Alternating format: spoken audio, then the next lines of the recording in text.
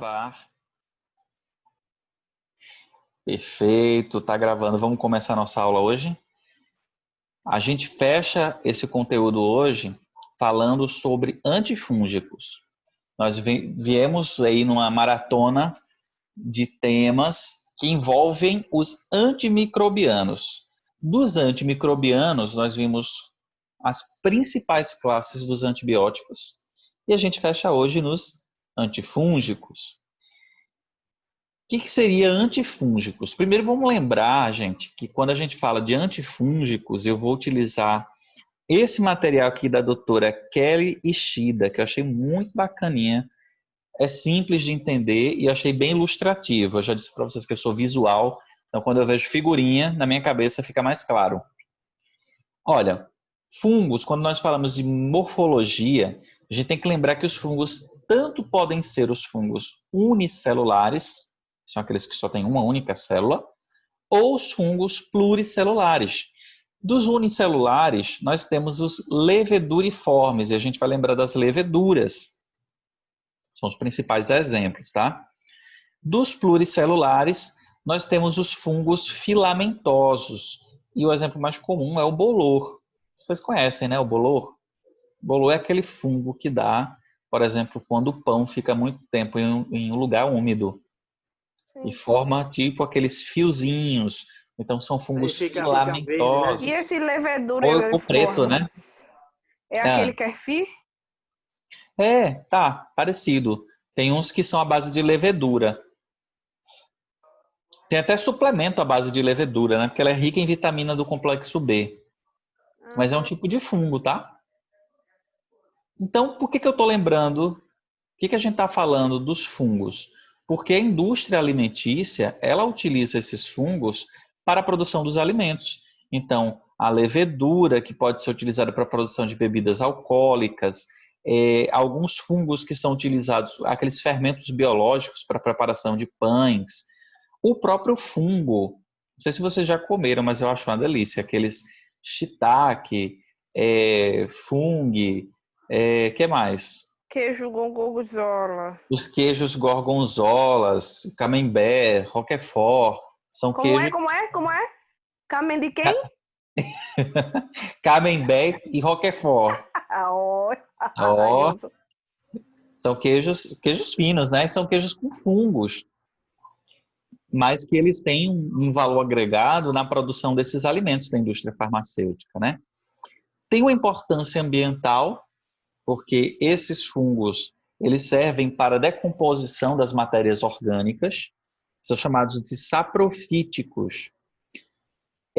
Alguns, eles são causadores de doenças, tanto em plantas quanto em animais, e a gente se inclui dentro dos animais, né? Apesar que a gente não se vê como animais. Alguns fungos, eles são tidos como nocivos, inclusive para alimentos, tá?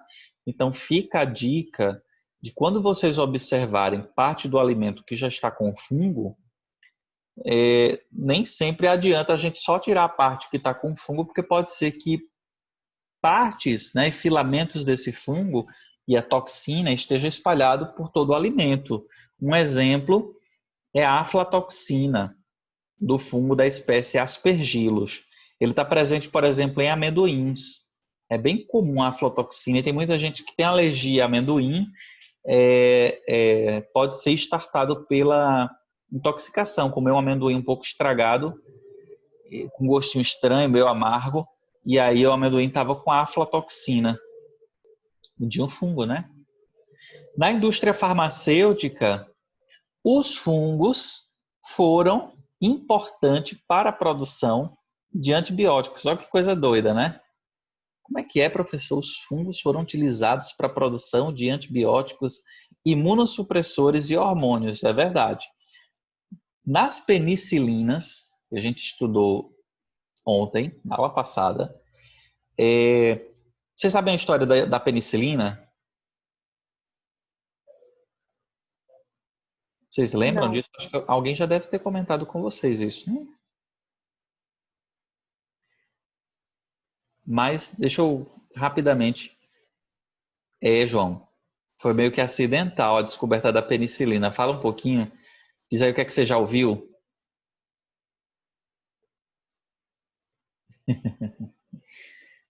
Me ajuda aí. Eu sei que a parte histórica você manja. O cientista Fleming. Fleming foi o nome do cientista.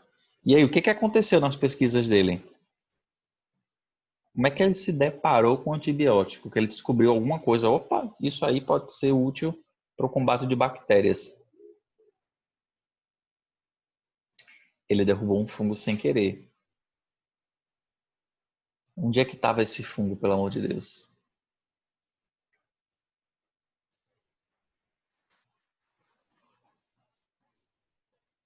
Quer usar o microfone, João, para falar?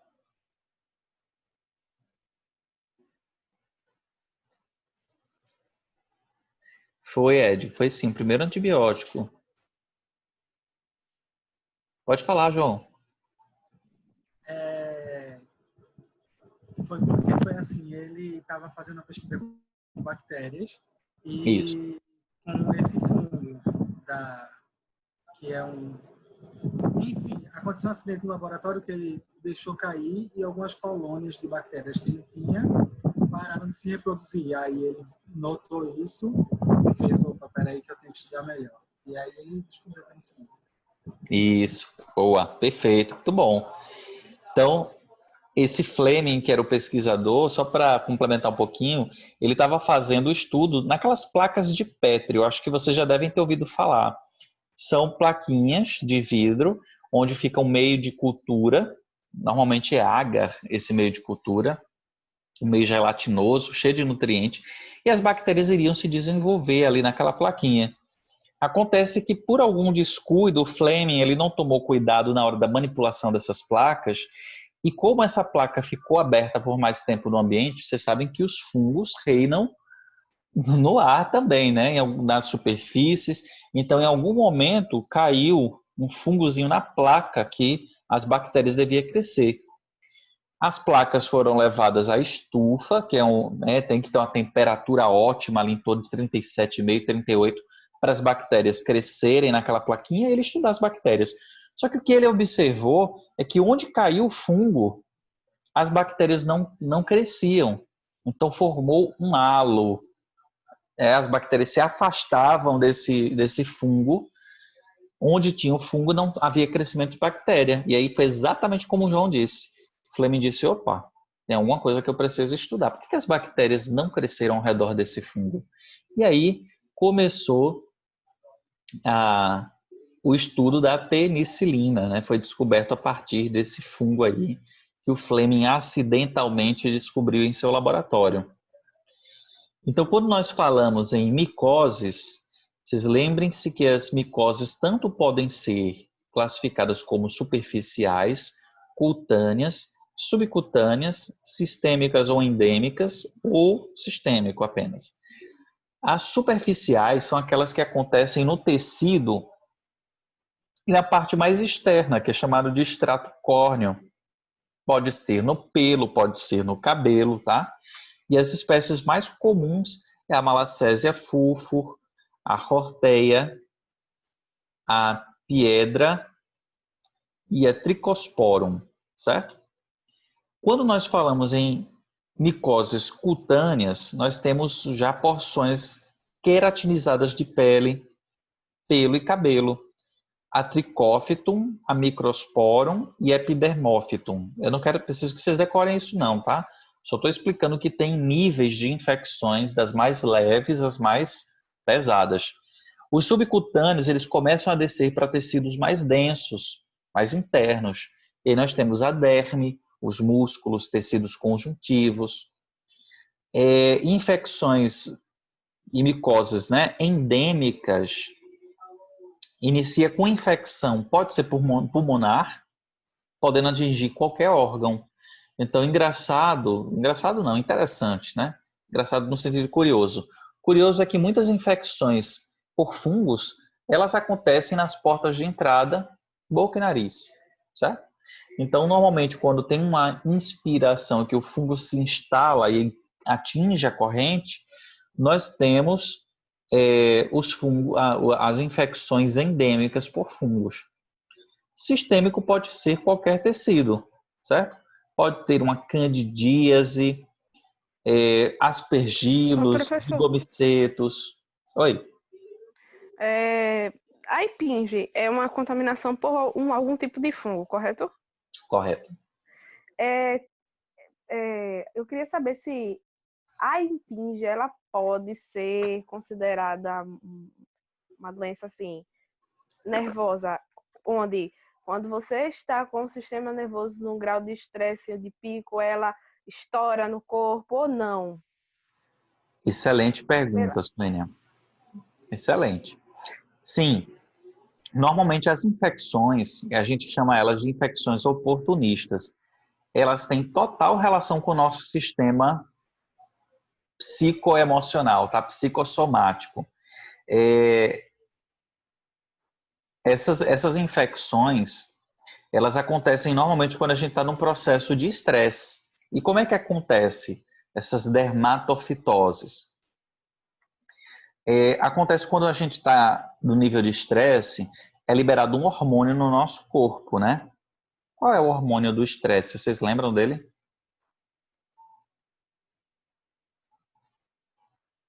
Vocês sabem qual é o hormônio que é relacionado ao estresse? Lembrou não? Lembra não? Serotonina não, né não? Não, esse é o do bem-estar. É um É, neurotransmissor, na verdade, esse, né?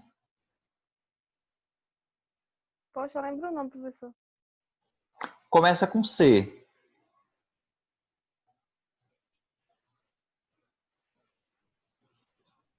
Cortisol. Hum, Cortisol. O cortisol ele é liberado quando a gente está num processo de estresse, certo? Uma vez estressado, o cortisol é lançado na tua corrente sanguínea, que é uma mensagem para o teu corpo de dizer: ó, Suênia está estressada. Vamos tentar aliviar o cérebro dessa criatura para torná-la mais tranquila. O que é que teu corpo vai fazer? Ele vai disponibilizar o máximo de alimento, nutrientes para o cérebro acalmar. Qual é o nutriente para o cérebro? para mim, naquele presente momento, é se eu comer bastante doce. Isso me acalma. Glicose. Doce é a glicose, é o carboidrato. Boa resposta. É carboidrato. O principal alimento do cérebro é carboidrato. Então, os carboidratos vão ser liberados na tua corrente sanguínea, lipídios vão ser liberados na tua corrente sanguínea, certo? Então, vai ter uma mobilização no teu corpo de nutrientes para a corrente sanguínea levar até o teu cérebro se acalmar. Só que quando esse cortisol é liberado, ele tem um efeito colateral que é imunossupressão. Ou seja, o teu sistema imunológico vai estar caladinho, suprimido, certo? Porque você já vai estar tão estressada e tão inflamada que o cortisol vai dizer: sistema imunológico, maneira, fica aí Por na isso tua, que, fica quieto, porque Suênia já está uma pilha de nervos, já está estressada, toda inflamada, então teu sistema imunológico fica quietinho. por Quando isso o que sistema eu vejo imunológico fica muito. quietinho, as infecções oportunistas, atacam.